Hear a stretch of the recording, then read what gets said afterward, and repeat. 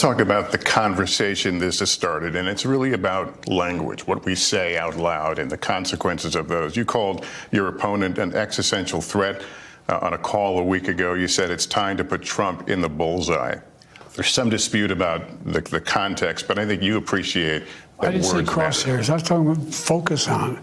Look, the truth of the matter was, what I guess I was talking about at the time was, there's very little focus on Trump's agenda. Yeah, the term was bullseye. It was a mistake to use the word. I didn't say crosshairs. I meant bullseye. I meant focus on him. Focus on what he's doing. Focus on his policies. Focus on the number of lies he told in the debate. Focus. I mean, there's a whole range of things that, look, I'm not the guy that said I want to be a dictator on day one.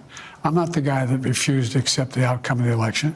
I'm not the guy who said that won't accept the outcome of this election automatically. You can't only love your country when you win. And so the focus was on what he's saying, and I mean, the idea. But have you taken a step back and done a little soul searching on things that you may have said that could incite people who are not balanced? Well, I don't think, look, how do you talk about the threat to democracy, which is real, when a president says things like he says? Do you just not say anything because it may incite somebody? Look, I have not engaged in that rhetoric. Now, my opponent is engaged in that rhetoric. He talks about there'll be a bloodbath if he loses, talking about how he's going to forgive all the, actually, I guess, suspend the sentences of all those who were arrested and sentenced to go to jail because of what happened in the Capitol. I'm not out there making fun of, like, remember the picture of Donald Trump when Nancy Pelosi's husband was hit with a hammer, joking about it? All right, y'all, we are back with another video, and here we go again. And before we start, make sure you put prayers for Donald Trump in the comment section. As you can see, the clip before the video, it seemed like Joe Biden is trying to walk back his words. Oh, I didn't mean this about Donald Trump. I meant this. Like, no, a lot of people now, if you look on X, a lot of people are saying Joe Biden had something to do with this. Joe Biden staged it. He had something to do with this. Now, all of a sudden, he wants to walk back his words. And then he start right back 2 days later disrespecting Donald Trump. I mean, just start right back disrespecting him. All these names, threat to democracy. Donald Trump is this. Oh, I wasn't talking about this. I'm just saying, you know, he's going to do this if he become president. Now he's trying to walk back everything. We ain't falling for that crap. Now we're going to get straight into this one by Black Conservative Perspective. Now, he said that the Black liberals and Democrats go into panic mode over Amber Rose RNC Trump endorsement. So without further ado, let's dive straight into it. Make sure you hit the like button, subscribe to the channel. And without further ado, let's go ahead and dive straight into this, y'all. Let's go. My entire family is racially diverse, and I believe the left-wing propaganda that Donald Trump was a racist. My father said, "No, he's not, Amber. What are you talking about?" And when I insisted, he said, "Prove it." So to prove my father wrong, I did my research and looked into all things Donald Trump. People have to do their research. I watched all the rallies, and I started meeting so many of you, his red hat wearing supporters.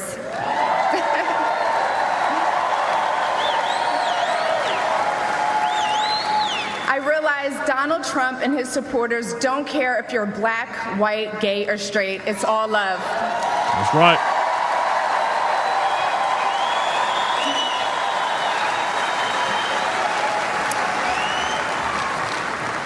And that's when it hit me. These are my people. This is where I belong.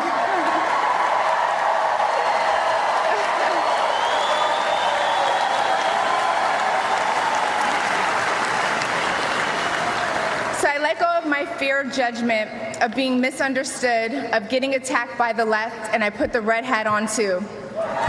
Thank you.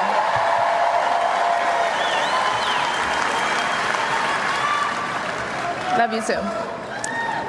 I never felt more free and more love for my country than I do now. I want to thank my father, who's in the audience tonight, for opening my eyes. He served over 20 years in the U.S. military. Thank you for your service, Wow. Dad. Yes. Yes, Dad. I love you, Dad. I love you.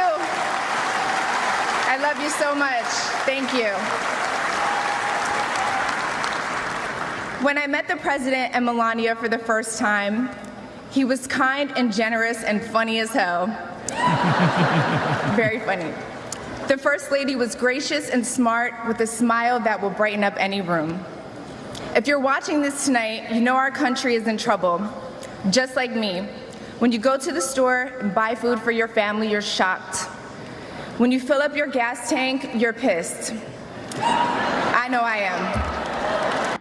Boy, oh boy, oh boy, oh boy, oh boy. We got to talk about Amber Rose and her Trump endorsement speech at the RNC that has everybody pissed off on the right, on the left. Okay. It seems that a lot of people have problems with Amber Rose giving his speech at the RNC. And on the right, you have people like Matt Walsh, who's upset. He's mad because the RNC is giving speaking time to somebody that he sees as a pro-abortion feminist and self-proclaimed, you know what, with a face tattoo, whose only claim to fame is having sex with rappers. Okay, total embarrassment. Not a single voter will be mobilized by this person. Okay, now, again, that's according to Matt Walsh, right? This is how he feels about Amber Rose. Now, here's how I feel about Matt Walsh's take, right? I feel like now is not the time to be pushing people away from the party, okay? I think now's the time to say, hey, guys, we got a lot of momentum. Trump was almost assassinated. Okay, Biden's on his last legs. Literally, we are on a one-way trip to a landslide victory in this election, okay? Let's actually expand the party. Yeah, there's a ton of people who we may not agree with when it comes to social issues.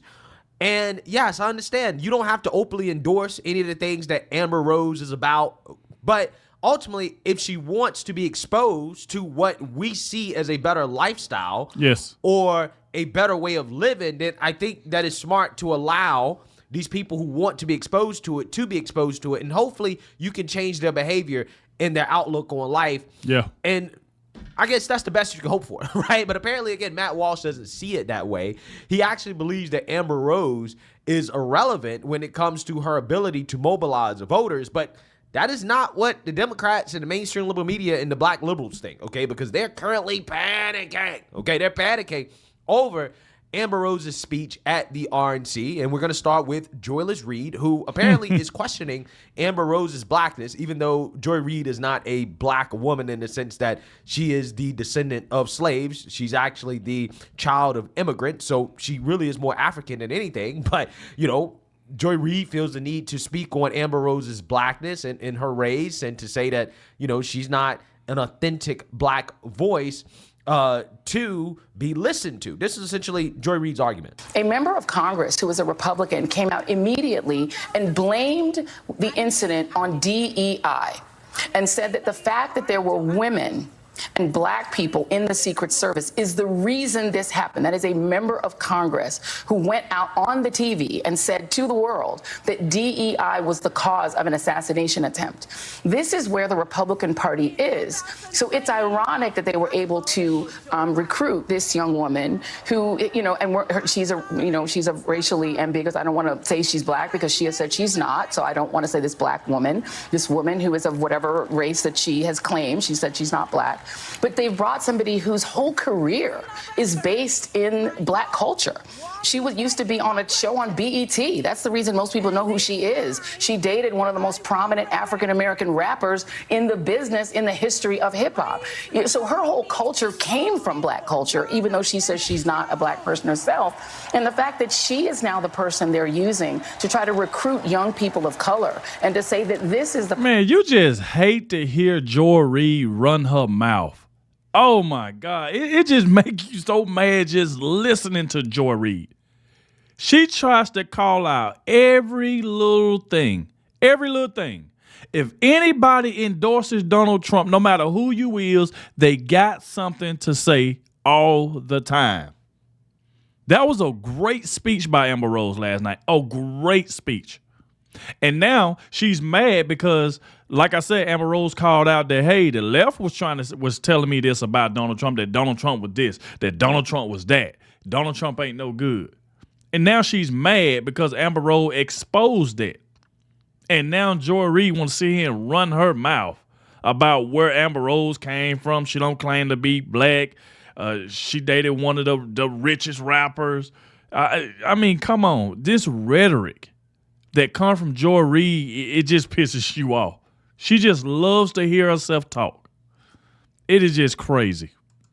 Person who is the endorser of Donald Trump, who you should trust, when she won't even claim the culture that brought her to the table. Wow. I'm dubious that this will work. I don't know anyone who takes their political cues from Amber Rose, but just in case you do, you might want to duplicate doing your own research because she might not have done it thoroughly. Oh, God. Yeah, so you have the black liberals in the media doing their job, which is to essentially discredit any person that is a so-called person of color or any so-called minority as a real minority if they don't agree with Democrats. Now, again, if Amber Rose gave this speech at the DNC endorsing Joe Biden and all of the racist things that Joe Biden has said in the past, right? Do you think that Joy Reid would be giving this commentary? Nope. Right? Do you think that she would be questioning Amber Rose's blackness? Right? You know what, BCP?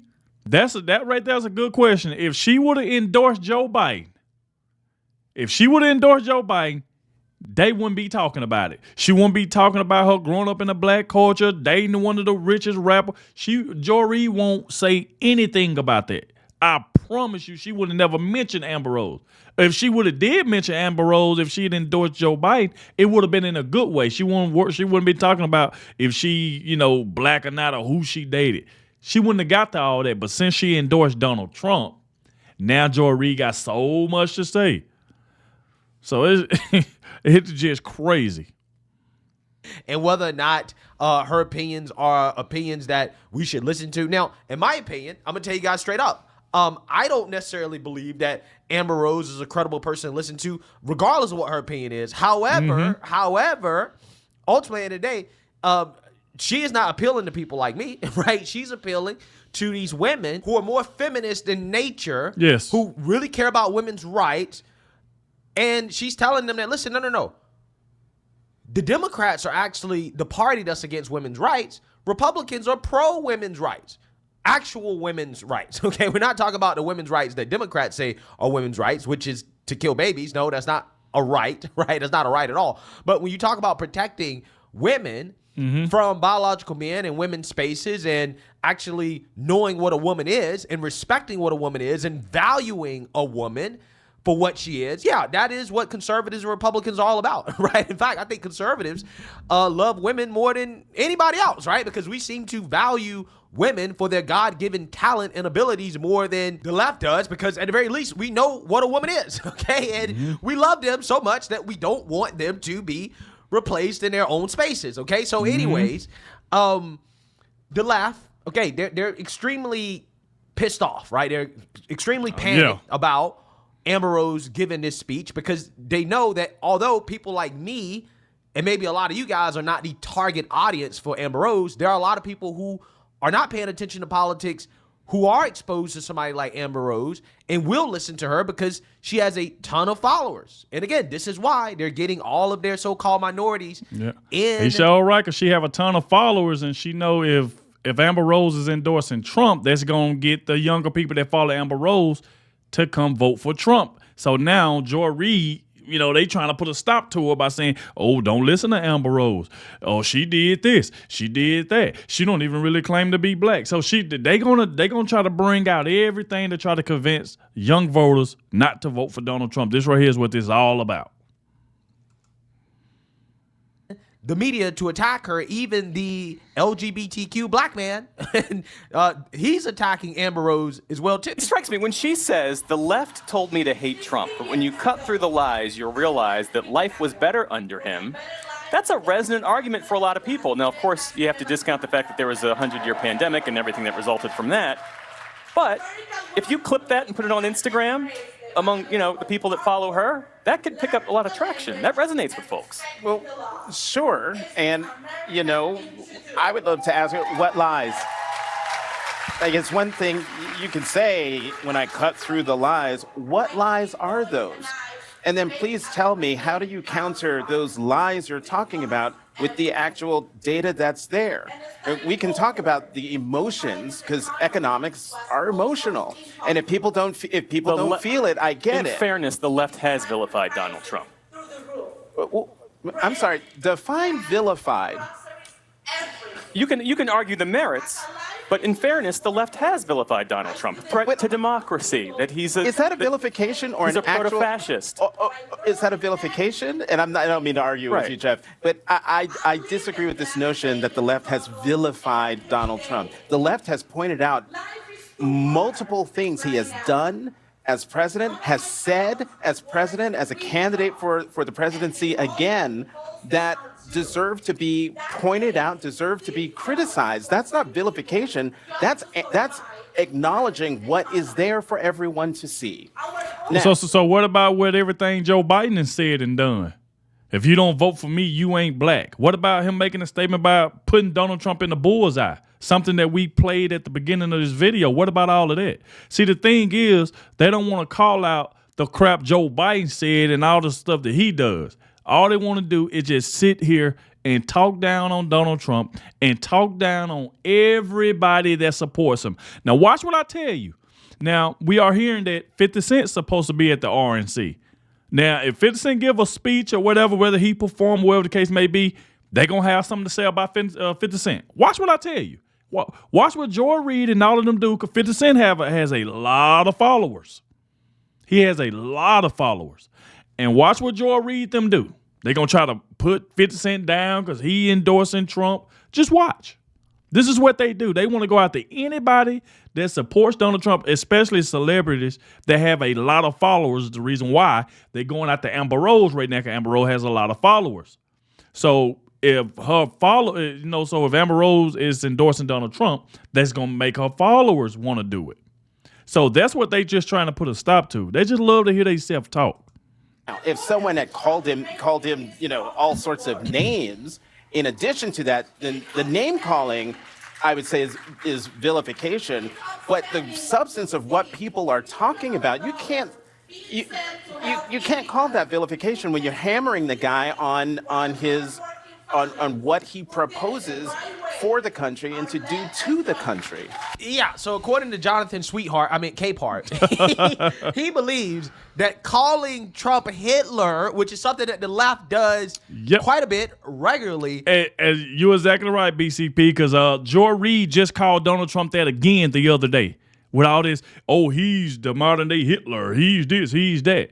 They always do that because they're trying to put that in everybody else's head, that Donald Trump is Hitler. And it's just crazy. Number lies. Well, that's not vilification. That's just facts, right? That's just facts. He also thinks that the economy is an emotional issue, guys. Listen to these clowns. Listen to these clowns. Are you hearing this? Are you hearing this guy? They pay these people millions of dollars to say that, the left doesn't vilify Trump. What? Calling him Hitler is not vilification, right? That's not a mean name. That's just speaking to what the situation is. You don't understand, right? Also, the economy, when people say that the economy is bad, that's just their emotions. The economy is an emotional issue. It's not grounded in facts. In reality, you're not actually struggling to buy groceries. Inflation is not actually happening. Businesses aren't issuing mass layoffs. You don't see any of that stuff happening. That's not based in facts. In reality, no, it's your emotions, okay? Just like crime. Crime is down. It's not up, okay? Ignore all of these news stories that we have about mass crime in these liberal cities. It's not happening. It's just a right-wing conspiracy. The border's closed, guys. Illegals aren't pouring into the country and committing crimes and taking up resources from taxpayers. That's not happening. It's all emotional, right? Again, I'm telling you, they be. Look, guys, I did not think that the media could get more unhinged than they've been over the past 3 or 4 years. But just when I think that they can't, again, become more crazy, they just turn it up to a whole new level. They right? do. And this is what they're doing after an attempted assassination or a Trump, right? Again, they're turning up the hate and vitriol to a level that we've never seen before. They simply don't care, okay? They simply don't care. But again, it's not just PBS and MSNBC, right? You also have CNN. They chimed in on the Amber Rose speech. You had Scott Jennings, who's a conservative commentator. I think, honestly, he's one of the best conservative commentators on CNN, or one of their guests, so to speak. He's going to tell the truth about Amber Rose and how, yeah, I mean, look, she's going to attract people that typically would not give the GOP a shot or look or consider Trump. She's going to make those people think. And Van Jones acknowledges that, yeah, she's dangerous, right? She's dangerous. This is full-blown panic, guys. So I looked it up, and then I called a friend of mine, and I said, do you know who this is? And they didn't know. Also a political person. But that's the point.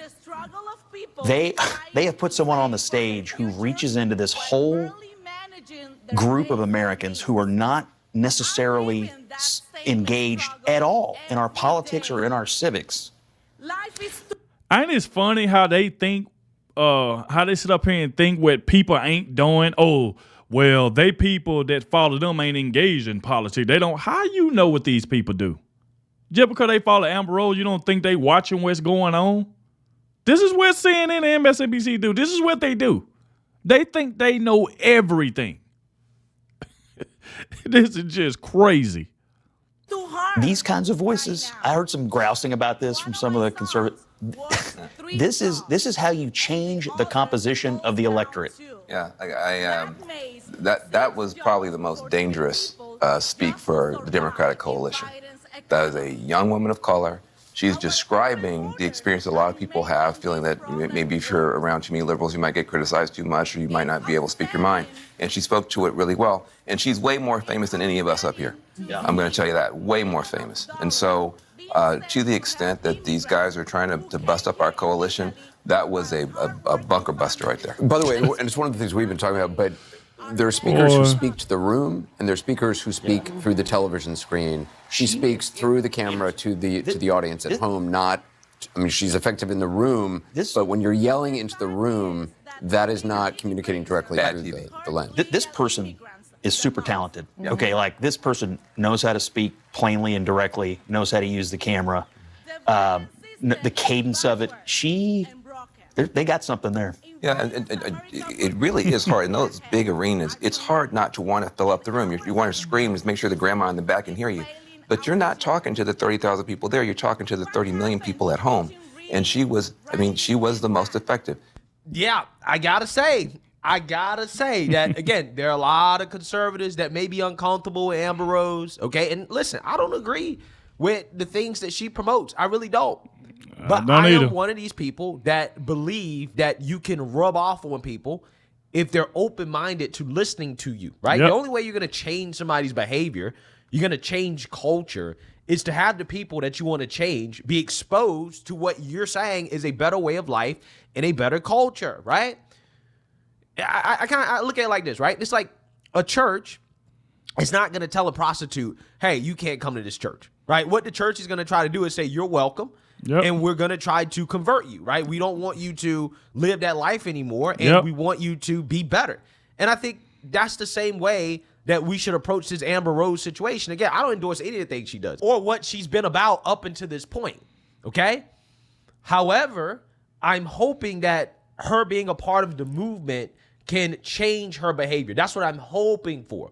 But again, if she does something that I don't agree with, that don't think is a good representation or reflection of conservative values or what the Republican Party or the MAGA movement is supposed to be about, then I'll speak out against it, right? I'll tell you, yeah, I disagree with that.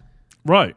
Ain't nothing wrong with it. I'm not going to push somebody away who wants to be exposed to different ideas and ideology. Because as you can see, the left, they're panicking, right? They are. They're panicking over Amber Rose because they're like, oh, no, that used to be what we did. We used to have all the celebrities and the people that were in touch with pop culture and hip hop. Yeah, but they talking about Amber Rose. Like I said, I don't agree with a lot of the things that Amber Rose does, but we were just particularly talking about that speech last night, which was amazing. That speech was amazing. But you look at Joe Biden, remember years ago he had The Rock. Now he got Jack Black, Robert De Niro, with George Clooney. He got all these actors, but they have nothing to say about none of them. They have nothing to say about none of them. But salute to BCP. Like I said, I will leave the original video in the description. Make sure y'all go to his channel. Let him know that I sent you. Love his channel. You know, great content over there. I learned a lot, you know, listening to him and stuff like that. So like I said, the original video will be in the description. Please go subscribe to his channel. Show him some love. Thank you all for watching. Let me know what you think about the video, and I'll catch y'all in the next one.